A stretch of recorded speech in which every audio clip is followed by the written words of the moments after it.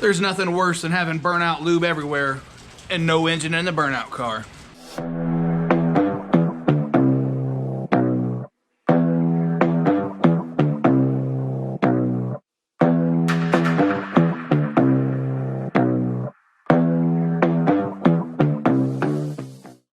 Welcome back to the garage, guys. Thanks for tuning in. It is a rainy day outside. So what I'm gonna do is close this door.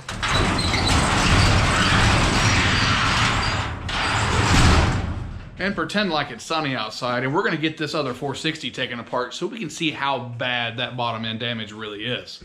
So I made a good bit of progress the other night with SVT Kevin, but I gotta be honest with you, I was running a pretty high fever and I just didn't have it in me. So this time we're gonna go ahead and open up this 97 460, see what's in that oil pan, and maybe take apart this 93 and see what we're working with.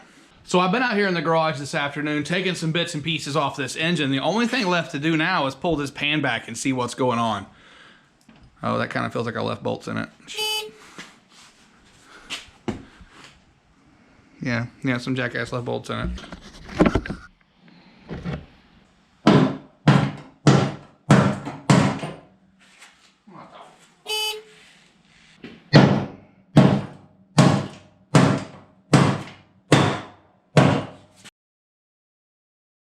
All right, so let's try this again. The only thing left to do now is just take the oil pan back and see what we've got.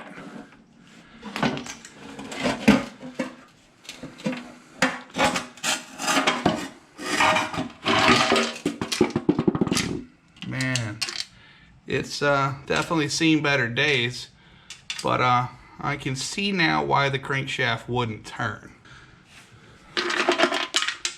So this is definitely piston. So the chances the cylinder walls aren't damaged is pretty slim, but I'm still gonna take this thing the rest of the way down just to be sure. I kinda wanna see what it looks like anyway. So I've made a huge mess, but I did get the 97 460 completely apart. Now, cylinder 7 does have a bit of damage to the cylinder wall, but I don't think it's anything a machine shop can't get out. I mean, only time will tell. This thing definitely has to be Magnaflux, but I think it's a buildable core. The crankshaft is smoked, and the pistons are garbage too. So this is cylinder 7. I'm assuming a rod bearing spun, and then we had rapid deconstruction. Pretty simple stuff, it all makes sense, but why are all the top piston rings cracked? Every one of them. That's kind of weird to me. So our 97 engine did yield some good parts. We've got a buildable block, a set of F3 heads, timing cover, and a couple of accessories, and a few other odds and ends. I'd say it's worth $100. The next step's to get all this cleaned up, get the scrap where it goes, get the floor cleaned, and then we're gonna drag this 93 engine over here, open it up, and see what's inside. So I take back what I said about the 97 engine being rebuildable. I don't know what I was looking at, but there's a hole in the cylinder wall about that big, so that's officially scrap iron. Now, the 93 engine is our only hope at this point. We need some good heads, good bottom ends, something out of this deal to get this engine or that engine or a combination of both these engines running for the Miata. So next step, let's get these cylinder heads off and see what they look like.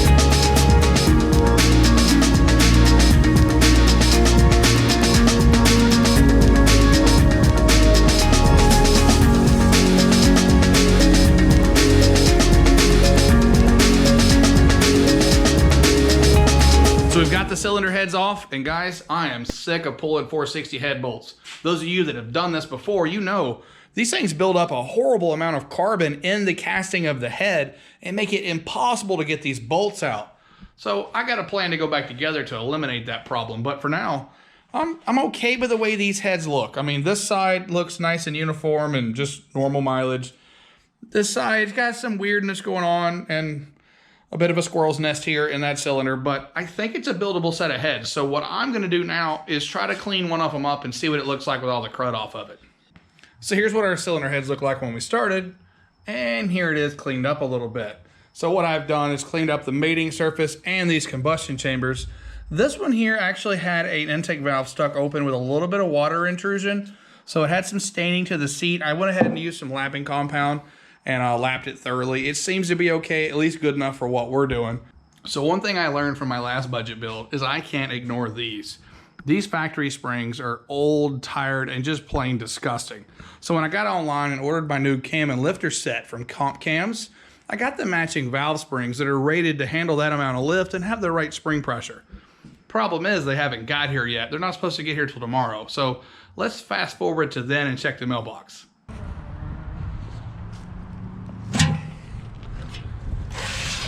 It's gonna be a good day. I found aftermarket parts for these EFI 460s are really hit or miss. There's just not a lot out there. So I did a bit of research on these valve springs, and they're supposed to be a direct fit.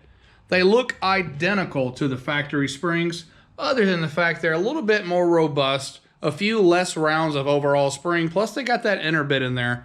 I wouldn't really call it a double valve spring, but it's definitely an upgrade to what we have. So I've got a whole pile of Comp Cams parts here. I've also got this box from Speedmaster. We're gonna go ahead and stud these heads back on this block. I'm pretty much done with head bolts at this point. So I've got all kinds of goodies and I'm ready to start building this motor, with the exception of one thing.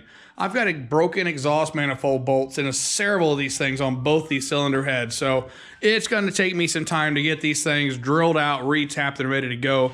And then I gotta thoroughly clean these heads, build them back with these new springs after I lap the valve. So I got a bit of work to do there, so I'm not gonna bore you guys with that. I'm gonna end this video off right there, but until next time guys, thanks for watching. Don't forget to like and subscribe.